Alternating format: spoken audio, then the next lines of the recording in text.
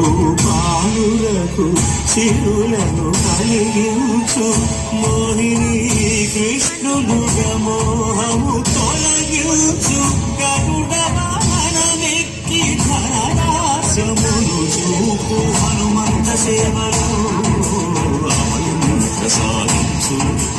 గజవాహనం తొలగించు సూర్యప్రభలు నిలిచి క్షీణతను పెంచు శ్రీవత్సవక్షుడే ఆ చంద్రప్రభలు విహరించు